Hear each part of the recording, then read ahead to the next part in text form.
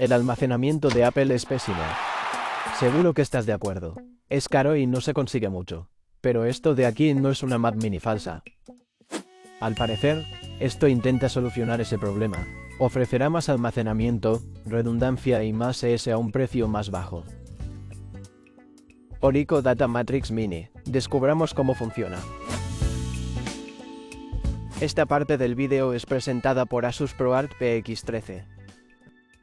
Una laptop para creadores con CPU AMD Ryzen 9 AI y GPU Nvidia RTX 4070. La PX13 es una de las laptops de 13 pulgadas más compactas y potentes del mercado. Crea de forma más inteligente y rápida desde cualquier lugar con funciones de IA y resistencia de nivel militar. Descubre nuestra descripción completa en el vídeo a continuación. Aquí está. Como pueden ver, tengo la Mac Mini arriba y la Orico Data Matrix Mini abajo. Ocupan exactamente el mismo espacio. Quedará genial en su escritorio. A menos que tengas una Mac Mini, que es la nueva. Entonces se verá algo así. Parece que también hay una opción para la Mac Mini. No es necesario tenerla con la Mac Mini. Puedes tenerla con tu MacBook Pro. Haremos pruebas allí. Me alegra saber que parece que encaja en tu ecosistema Mac. Ya sea Mac Studio, Mac Mini o MacBook Pro. Es simplemente algo en tu escritorio. ¿Qué es esto exactamente? La idea es integrar almacenamiento en caliente y en frío. El almacenamiento en caliente es algo en lo que trabajas activamente, que suele estar almacenado en un SSD. Supongamos que eres un creador, trabajas en un proyecto de edición de vídeo, y todo tu material está ahí. Así, no habrá retrasos en el disco duro, que es muy lento.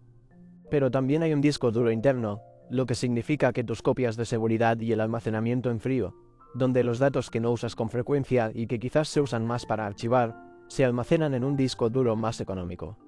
Además, cuenta con compatibilidad con RAID o redundancia RAID, lo que significa que tus datos están seguros. Entonces, aquí dentro hay SSD y disco duro o SSD y discos duros. Y si te fijas en la S, no solo te ofrece almacenamiento, sino que también funciona como una especie de base. Tenemos un CF Express tipo B, con velocidades de lectura de hasta 1500 MB por segundo, un USB tipo A de 10 GB y otro tipo C, con la misma velocidad.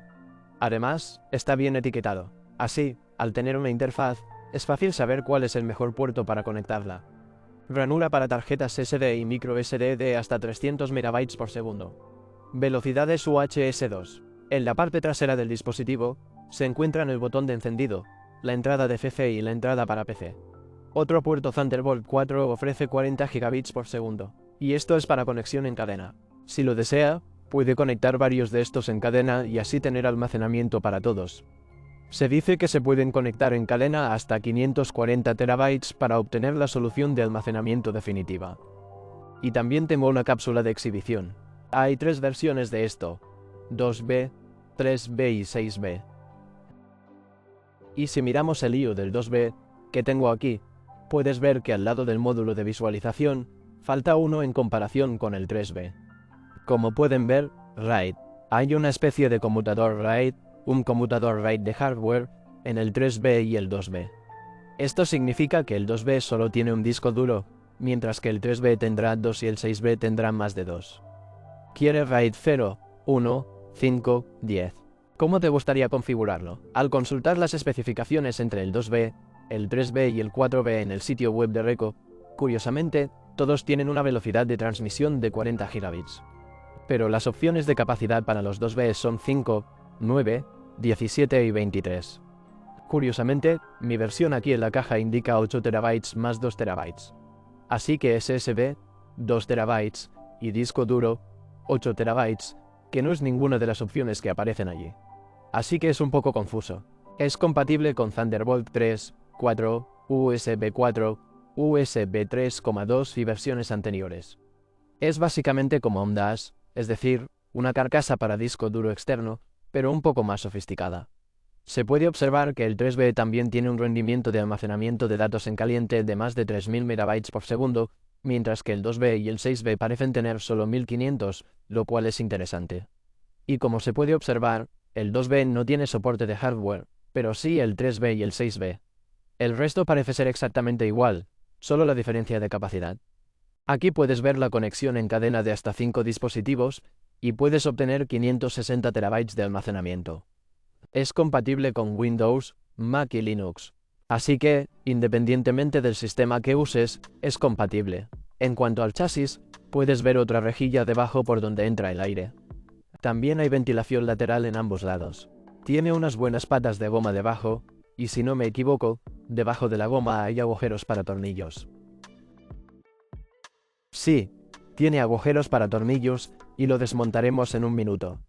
Veamos primero cómo funciona. En la caja, se incluye el dispositivo principal y un cable USB tipo C de 4 o 40 gigabits, muy corto. Incluye una fuente de alimentación de 180 vatios, 20 voltios y 9 amperios. Así que vamos a encenderlo.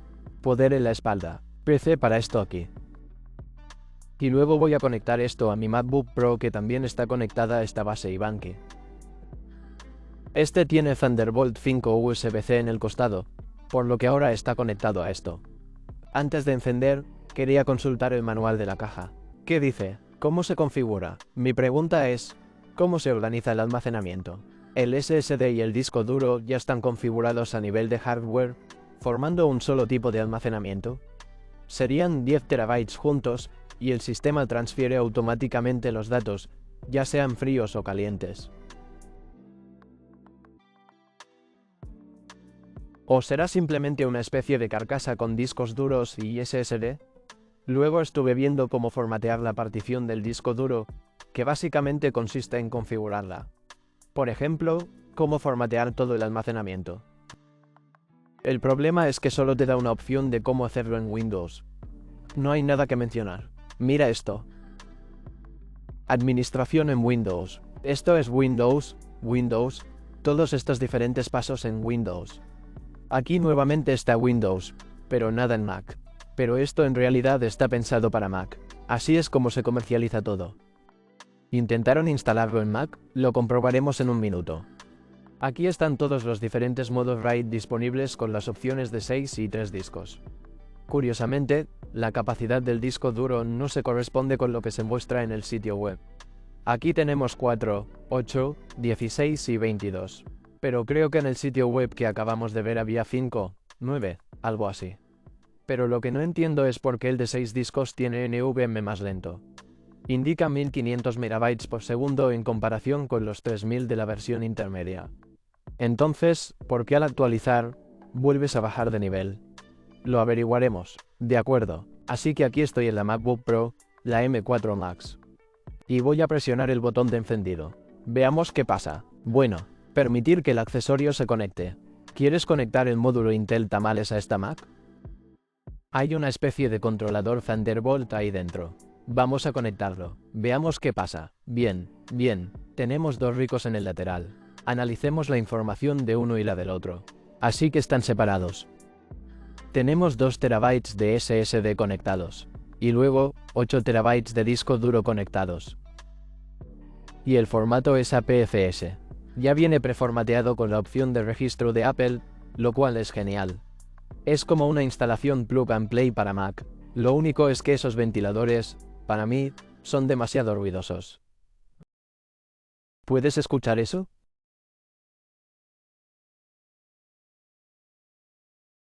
Y apágalo. Enciéndelo. Definitivamente puedes escucharlo. Entonces tengo una carpeta en el escritorio que tiene un tamaño de 321 GB. Quiero ver cuáles serán las velocidades de lectura y escritura. Primero, lo transferiremos a este Orico. Observen que la velocidad de lectura de datos es de aproximadamente 1,5 GB por segundo.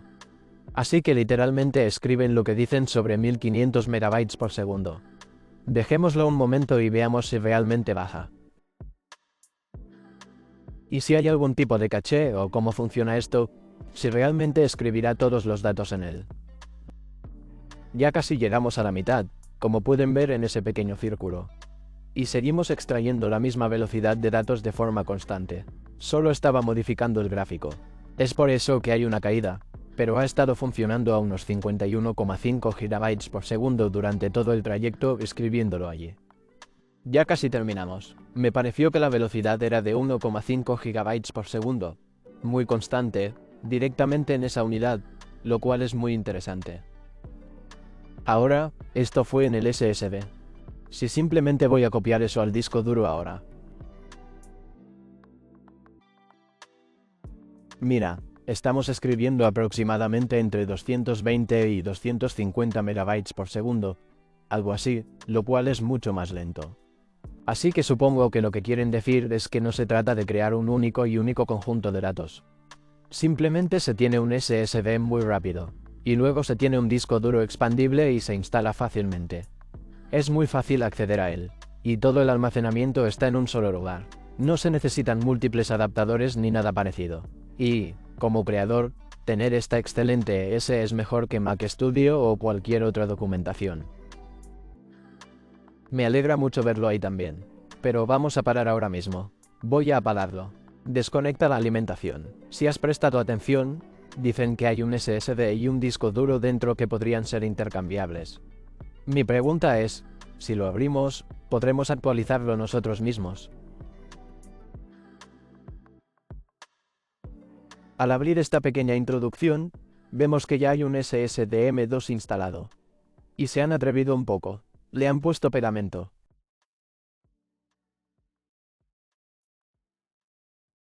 ¿O qué es esto? Sí, hay un poco de pegamento instalado allí. Pero a mí me parece que es exactamente el mismo SSD que el Orico 07000. ¿Recuerdas los SSD que analizamos? Si no los has visto, échales un vistazo en el canal. Esta es la versión de 4 TB. El disipador, como puedes ver, es exactamente el mismo. ¿Por qué usar SSD de la competencia? Si realmente pudieran utilizar el suyo propio. Entonces lo que voy a hacer es deshacerme de ese pegamento que está allí. Pusieron algún plástico derretido o algo allí. Querían hacer eso para que no pudieras actualizarlo tú mismo.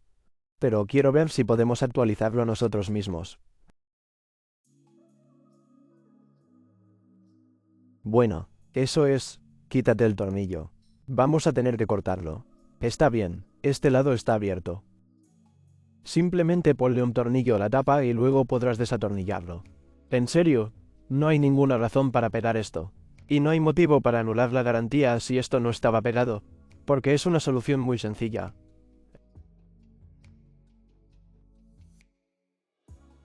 Como pueden ver, solo hay una ranura M2, y la acabo de quitar. Apuesto a que existe este Orico. Si logro esto. Bueno, ¿es lo mismo? ¿Qué M2 están usando? El modelo de 4 TB tiene un sistema operativo ligeramente diferente. ¿Acaso no usan su propio SSD? Este es el modelo de 2 TB. Entonces, al observar incluso la diferencia del SSD, como puedes ver, el que tenían instalado no es el mismo Orico 07000M2. Es de otro fabricante. No creo que sea Western Digital. Me pregunto qué es este código QR aquí. Probablemente solo sea algún tipo de marcado interno de una unidad. Pero lo hemos quitado. Usaron su propio disipador. Voy a poner uno propio. Así que este es el modelo de 4 TB. Voy a meterlo ahí. Y ya veremos qué pasa. No voy a poner el disipador por ahora. Solo quiero ver si se enciende. Y lo más probable es que se encienda. Además, si miras las patas de goma del lateral, vemos que también tienen tornillos. Este destornillador Nocto es bueno para eso. Bueno. Y ahora que los tornillos están flojos, quita el M2. Está bien, podemos ver lo que está pasando debajo. Esta es solo una opción M2. Tengo una placa de circuito impreso aquí. Echemos un vistazo. Está bien, debajo. Me pregunto quién decidió el color de los PCB. ¿Por qué es verde? ¿Por qué no puede ser morado? ¿Azul? Solo un poco de color beige al azar. Sea cual sea el color con el que salga el plástico. Curiosamente, no hay ventiladores en ambos lados. Solo hay un ventilador en un lado, el que está ahí. Y como hay dos cables, solo el ventilador de CC funciona a la misma velocidad todo el tiempo. Bueno, si lo estoy tirando desde este lado, la PCB se desprende. Y lo que pueden ver es... Oh, muy interesante, así que hay una placa de circuito impreso. Y en algún lugar hay un controlador. Probablemente este tipo de allí. Algo de fresco, y hay una pequeña ranura PCIe que funciona como una placa secundaria con un conector SATA. Y el disco duro se conecta ahí. Y si quieres cambiar el disco duro, puedes hacerlo. Es un pequeño cable plano que va ahí y deja pasar las luces. Estos dos están en la parte frontal, pero están muy lejos. No sé por qué no los han puesto un poco más cerca. Es como un disipador o controlador interesante para los componentes Thunderbolt. Parecen ranuras M2 normales donde se puede conectar algo. Pero luego hay dos ahí. Y todo ese controlador. En realidad. Así que todo lo que maneja el resto del sistema está en este pequeño componente. Esta gran placa de circuito impreso es una placa hija de esa. Y vaya, quien haya hecho esto en la fábrica ya ha cometido un pequeño error. ¿Ves este trocito de ahí? Le pusieron un poco de pegamento o algo así. Pero ya hay un pequeño rasguño que pasa por encima de estos cables. Afortunadamente, no se tocan. Pero no fue algo que yo hiciera, simplemente lo levanté de un lado. Así que mis rayones estarían en algún lugar del costado. Ahora bien, no toca nada, pero sigue sin tocar nada y tiene un pequeño rayoncito. Apuesto a que el control de calidad no lo vio. Y por eso también tienes un disipador. Eso enfría los controladores Thunderbolt que probablemente estén conectados a M2 para el resto de las cosas. Y luego todo lo demás está en esa placa. Así que si quisieras hacer trampa, podrías comprar la versión más básica. Hazlo tú mismo. Conecta un disco duro nuevo, porque no tienen ninguna forma relacionada con este formato ni con el de Apple. Es simplemente un disco duro que puedes guardar o comprar en la tienda. Conéctalo allí. Colócalo donde quieras. Tienes que aflojar algunos tornillos más para poder meterlo y aflojar los tornillos del lateral. Voy a probarlo con la ranura M2 porque es más fácil de comprobar y controlar. Así que voy a devolverlo. Está bien, el tablero simplemente vuelve a bajar. Ten en cuenta que para colocar la parte frontal, se tira de ella desde la parte frontal, no desde la trasera, ya que la parte frontal tiene la ranura PCA donde debes conectarla. Así que, volvamos a colocar estos tornillos. No voy a poner el resto. Simplemente voy a colocar este M2 en esa ranura. Conecte la alimentación y el PC. Presione el botón. Bien, la Mac está abierta. Veamos qué sucede. Muy interesante. El disco que usted adjuntó no fue legible por esta computadora. Eso quiere decir que reconoció que es solo una ranura normal. Y si vas a hacerlo, esto es lo que vas a hacer. Presiona inicializar, lo que te llevará a la utilidad de disco en Mac. Entonces, como puedes ver, el medio Orico, ya tiene un disco duro de 8 TB que está debajo. Eso es lo que ya teníamos. Luego, el otro bit es el medio Orico, que es el nuevo, de 4 TB. Así que lo que haremos aquí es presionar borrar en la parte superior. Vamos a escribir en Orico de 4 TB. Formatear APFS o XFAT, el que sea. Digamos que conectas algo y quieres cambiarlo. También puedes hacerlo. Borrar, formatear, auge. Lo tenemos conectado. Oh, solo me preguntaba si lo actualicé. Espera un segundo. Así que tengo el Orico de 4 TB aquí. Todavía alrededor de 1,5 GB por segundo. Y sé que este SSD puede hacer más. Entonces, el cuello de botella del enlace real aquí es el controlador real o lo que sea que estén haciendo. El 3BIG tiene un controlador diferente. ¿Recuerdas el controlador de los dos USB-C o el pequeño disco que estaba en la parte trasera? Ese parece ser el problema. Así que puedes poner prácticamente lo que quieras. Yo solo puse 4 TB. Está completamente bien. Curiosamente ni siquiera ofrecen una opción SSD de 4 TB con este. Acabo de poner uno. Funciona perfectamente. Solo recuerda usar un disipador porque... ¿Se calienta? Sí.